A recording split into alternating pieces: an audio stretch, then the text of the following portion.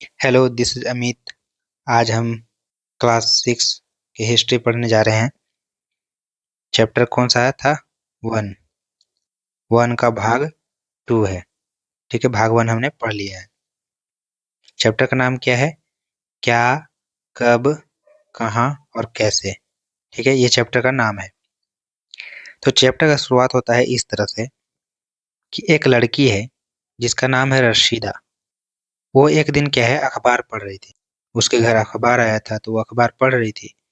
तो अखबार में उसने एक हेडलाइन देखा और वो हेडलाइन था 100 साल पहले। ठीक है, तो इस चीज को देख करके थोड़ा अचंभित हुई।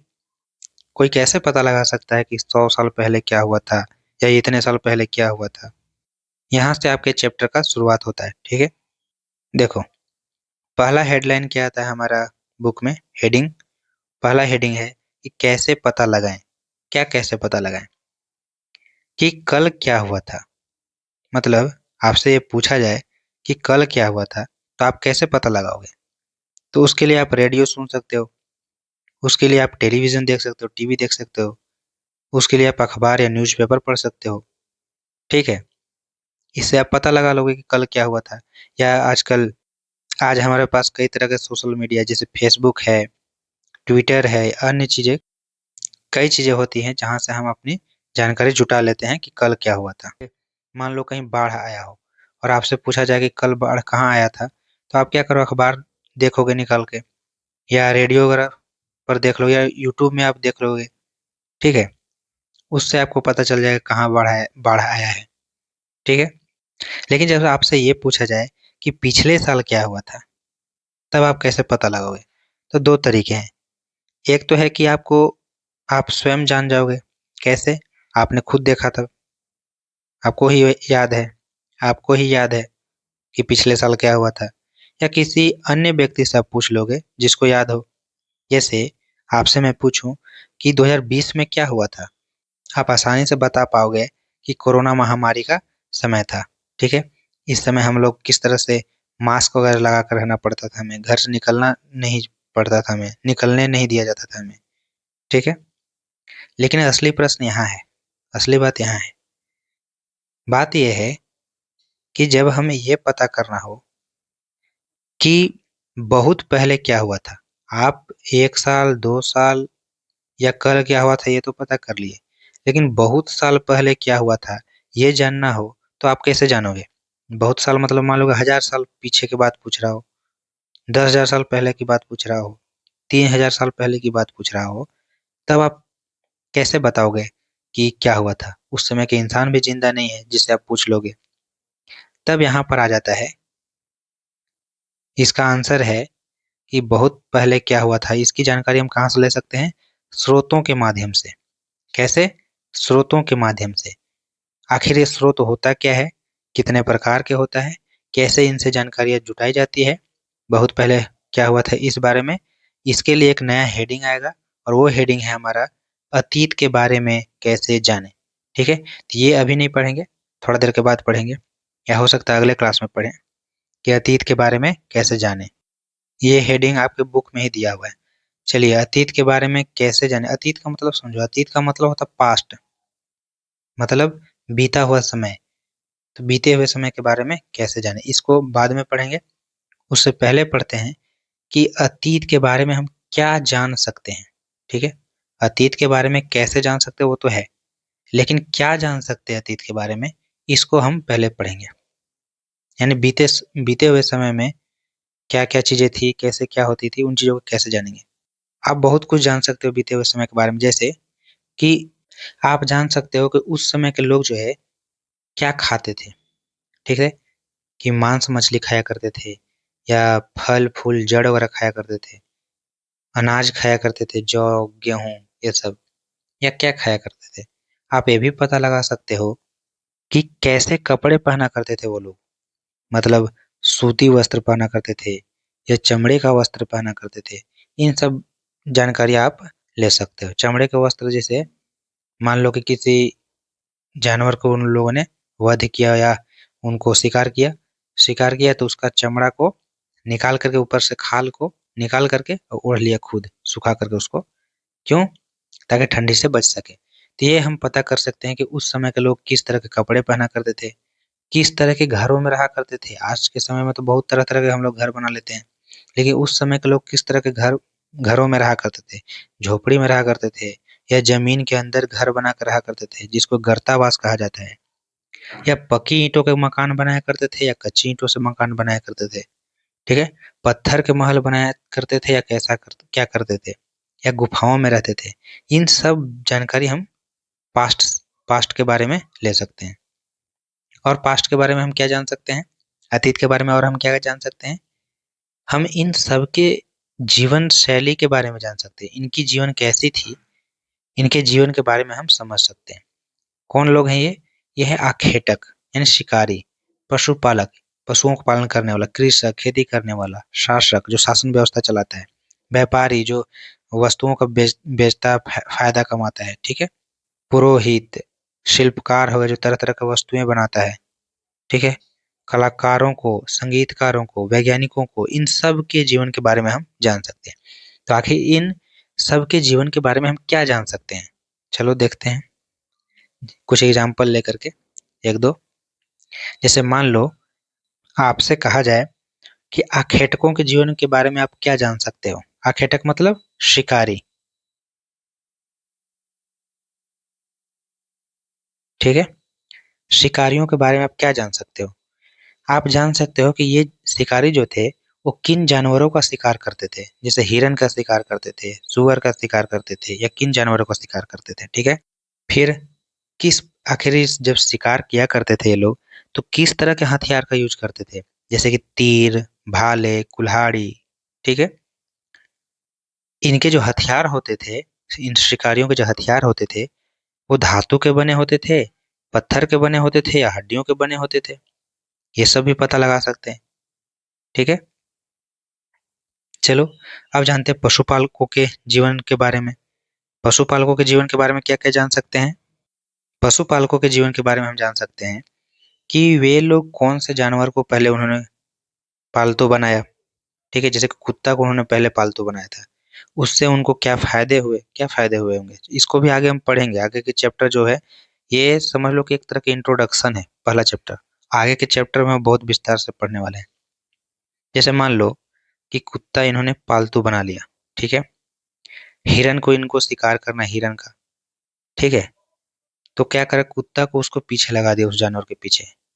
जानवर जब थक गया तो जाके उसका शिकार कर लिया। तो अब क्या है शिकार करना आसान हो जाएगा। फिर पशुपालन करेगा तो उसको दूध भी आसानी से मिल जाएगा, मांस भी आसानी से मिल जाएगा कि रोज़-रोज़ उसको शिकार करना नहीं जाना पड़ता होगा। खुद ही घर में पड़ा हुआ है जानवर उसी का जो है मांस का उपभोग कर सकता है, ठीक है? तो पशुपालक कैसे कैसे ये लोग एक जगह से दूसरे जगह जाकर के अपने जानवरों को चराया करते थे। इन सब चीज़ों को हम पशुपालकों के जीवन के बारे में जान सकते हैं। फिर आता है कि कृषकों के जीवन के बारे में हम क्या जान सकते हैं। जैसे कि कृषक जो थे वो किन फसलों को उपजाते थे, किन फसलों का ये खेती करते थे, जैसे गेहूँ, चावल, ठीक है, जौ, ठीक है? और जब ये खेती करते थे तो सिंचाई की सुविधाएँ किस तरह के थे इनके? मतलब अपने खेतों में जो पानी डालते थे, वो नहरों, तालाबों और कुओं के माध्यम से डालते थे या वर्षा जल पर निर्भर रहते थे?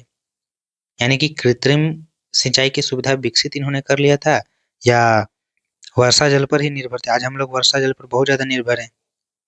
हमारे पास ये सब कृत्रिम चीज़ें भी हैं, हमने जो खुद बनाया है नहर, तालाब, कुआँ और वर्षा जल पर भी हम निर्भर रहते हैं खेती के लिए। बारिश होगा तभी खेती होगा। ये सब पता कर सकते हैं। फिर ये पता कर सकते हैं कि जो कृषक थे, वो खेतों को जोतते कैसे थे, ठीक है? उनका जो हल होता था, वो लकड़ी का सिर्फ़ होता था या उनमें लोहे का फाल भी यूज़ होता था, ये जान सकते हैं।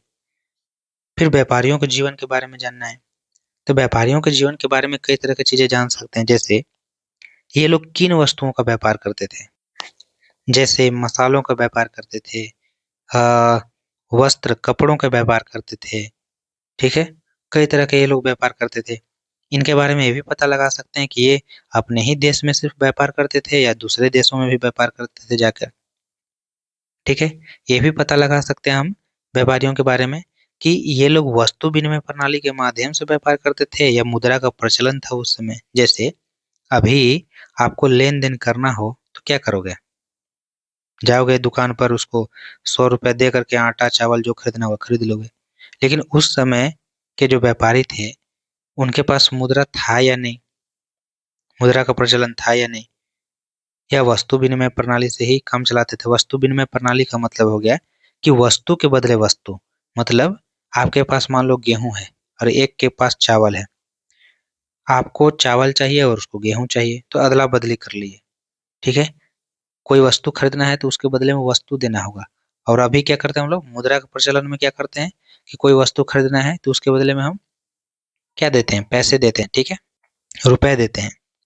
इन सब चीजों के बारे में हम जान सकते हैं, व्यापारियों के जीवन के बारे में जान सकते हैं, और भी शासकों और तरह तरह के लोगों के जीवन के बारे में हम जान सकते हैं। शासकों के बारे में जान सकते हो कि किस तरह के उनका सेना कैसा था, उनका शासन व्यवस्था पूरा कैसा था।